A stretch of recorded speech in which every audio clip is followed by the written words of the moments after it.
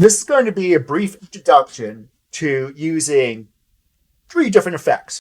One will be fractal noise, the second one will be the four color gradient, and the third will be Fastbox Blur. And the next video will cover this deeper. Let's just get started, especially how to use time with fractal noise. Create a new solid object. To create a solid object, which is a placeholder, something to grip onto for effects.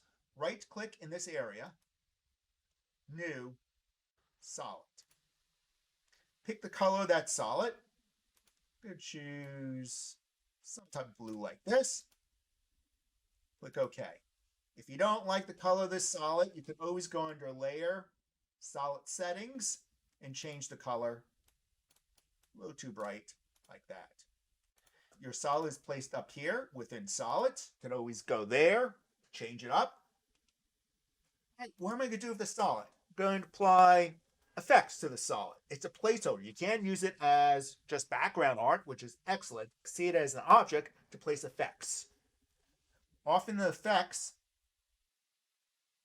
presets, type in fractal and go to noise and grain fractal noise. Drag it on here. Now, upcoming video, we'll touch upon this again. I just want to do the basics. Here's a fractal. It's like, all right, big deal. You drag the timeline and let me set my end of my timeline to frame 75, end key there. And it does nothing. Why? Fractals are driven by the evolution, rotating of that fractal. See that? Visualize fire, clouds, just a grainy, smoke-like effect. That's what fractals can achieve. And you'll see in the upcoming video, it will be clouds. So just with this one dial evolution, you can explore the different fractal types, such as turbulent smooth. That's a nice techie background one. You also have dynamic, kind of this puffier version of fractals, and so on. So feel free to hit this drop-down list and explore it more. Let's go back to the basic one. But it does nothing. Oh yeah, evolution.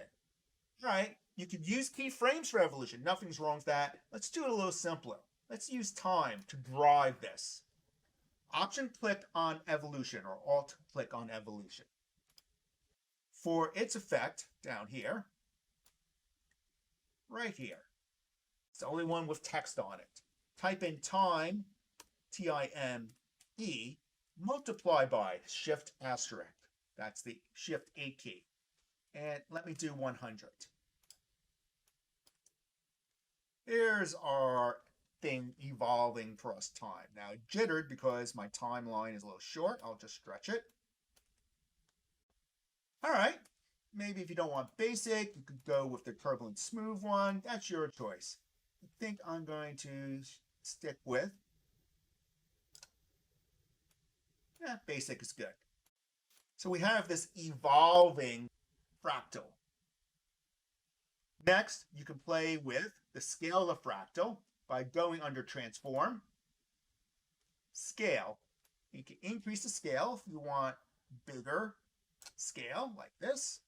Of course, bigger scale, meaning you're zoomed into it. That's not bad, right?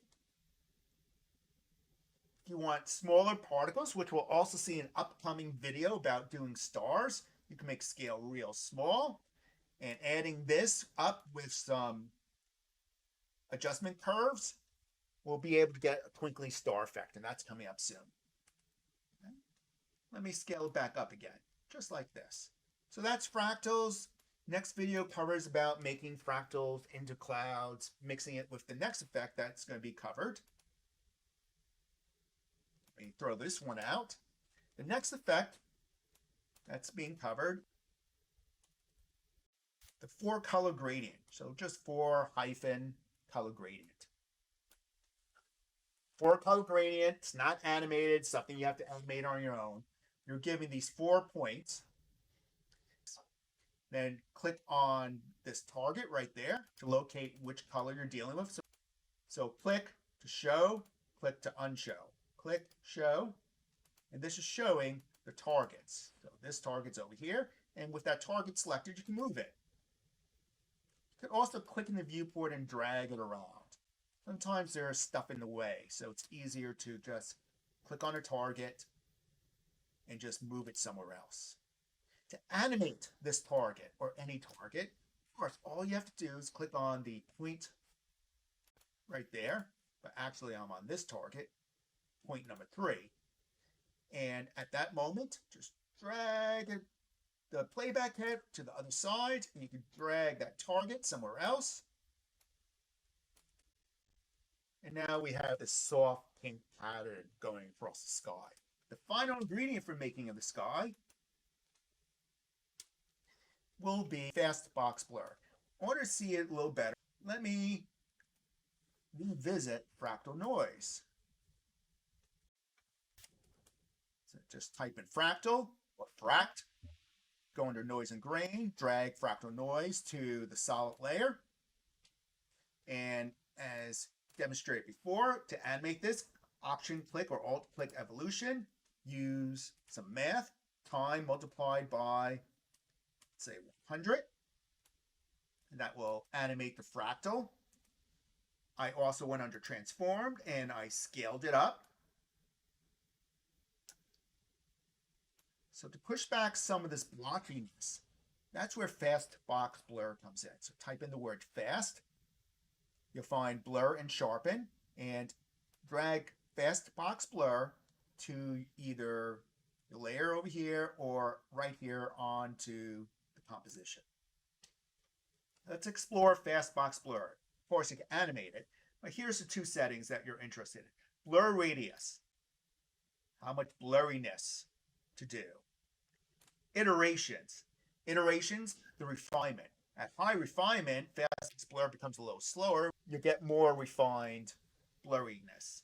Usually, when you're doing work, a number of 2 or 3 is good enough with a blur radius like this.